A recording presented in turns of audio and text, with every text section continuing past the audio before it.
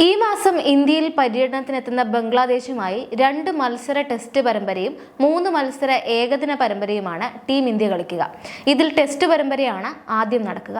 October 6-ന് T20 പരമ്പരയ്ക്ക് തുടക്കമാകും. T20 പരമ്പരയിൽ ചില സീനിയർ താരങ്ങൾക്ക് വിശ്രമം നൽകിക്കൊണ്ടായിരിക്കും ഇന്ത്യ കളിക്കുകയെന്ന റിപ്പോർട്ടുകൾ പുറത്തു വന്നിരിക്കുകയാണ്. വരാനിരിക്കുന്ന തിരക്കുള്ള ഷെഡ്യൂളാണ് ഇതിന് കാരണം. T20 ടീമിന്റെ ഉപനായകനായ ശുഭ്മാൻ ഗിൽ, സൂപ്പർ താരങ്ങളായ ജസ്പ്രീത് ബുംറ, മുഹമ്മദ് സിറാജ് എന്നിവർക്കും ഈ പരമ്പരയിൽ നിന്ന് വിശ്രമം അനുവദിച്ചേക്കുമെന്നാണ് റിപ്പോർട്ട്. അതേസമയം കോളടിക്കുക Malayali wicket keeper batter Sanju Samson ആയിരിക്കും എന്ന സൂചനയുമുണ്ട്. സഞ്ജുവിന് പുറമെ മറ്റു ചില സൂപ്പർ താരങ്ങൾക്കും ഈ ടീമിലേക്ക് വിളി വന്നേക്കും.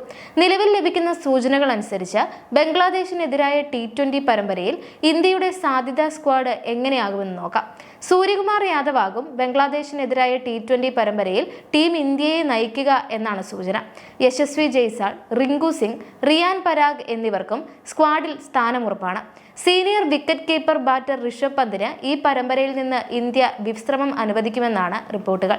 ഇതോടെ സഞ്ജു സാംസണ് അവസരം ലഭിച്ചേക്കും.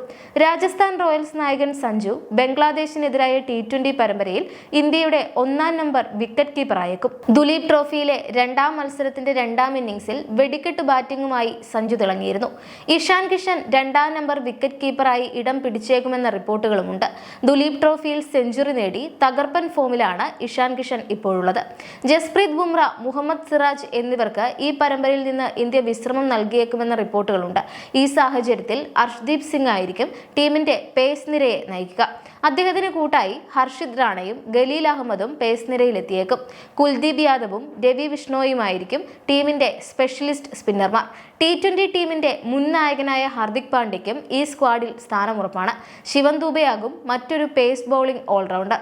സ്പിൻ ബൗളിംഗ് ഓൾറൗണ്ടർമാരായ വാഷിംഗ്ടൺ സുന്ദർ, അക്സർ പട്ടേൽ എന്നിവരും ബംഗ്ലാദേശിനെതിരായ ടെസ്റ്റ് പരമ്പരയ്ക്കുള്ള ഇന്ത്യൻ ടീമിൽ ഉണ്ടാകുമെന്നാണ് കരുതപ്പെടുന്നത്. സൂര്യകുമാർ യാദവ് ക്യാപ്റ്റൻ, യശസ്വി ജയ്സാൾ, സഞ്ജു സാംസൺ, ഇഷാൻ കിഷൻ, റിങ്കു സിംഗ്, റിയാൻ പരാഗ്, ഹാർദിക് പാണ്ഡ്യ, ശിവം ദൂബെ, വാഷിംഗ്ടൺ സുന്ദർ, രവി ബിഷ്ണോയ്, അക്സർ പട്ടേൽ, അർഷ്ദീപ് സിംഗ്, ഖലീൽ അഹമ്മദ്, ഹർഷിത് റാണ, കുൽദീപ് യാദവ് എന്നിങ്ങനെയാണ് ഇന്ത്യയുടെ സാധ്യതാ സ്ക്വാഡ്.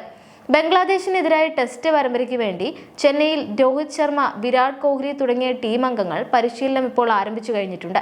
സെപ്റ്റംബർ 19 മുതലാണ് ബംഗ്ലാദേശിനെതിരായ ആദ്യ ടെസ്റ്റ് പോരാട്ടം നടക്കുക. പാകിസ്ഥാനെതിരായ പരമ്പര 2-0 നേടിയ ശേഷമാണ് ബംഗ്ലാദേശ് ടീം ഇന്ത്യയിലേക്ക് എത്തിയിരിക്കുന്നത്. രോഹിത് ശർമ്മയുടെ ക്യാപ്റ്റൻസിയിലും ഗംഭീറിന്റെ ശിക്ഷണത്തിലും ഇന്ത്യയുടെ ആദ്യ പരമ്പരയാണ് ബംഗ്ലാദേശിനെതിരെ ആരംഭിക്കാൻ പോകുന്നത്. ഗംഭീറിന്റെ ശിക്ഷണത്തിൽ ഇന്ത്യ ടെസ്റ്റ് ക്രിക്കറ്റ് എങ്ങനെ കളിക്കുന്നു എന്നതിന് ഒരു പുതിയ മാതൃക സൃഷ്ടിക്കുകയായിരിക്കും ബംഗ്ലാദേശിനെതിരായ പരമ്പരയിൽ കാണുക എന്നാണ് പ്രതീക്ഷിക്കപ്പെടുന്നത്.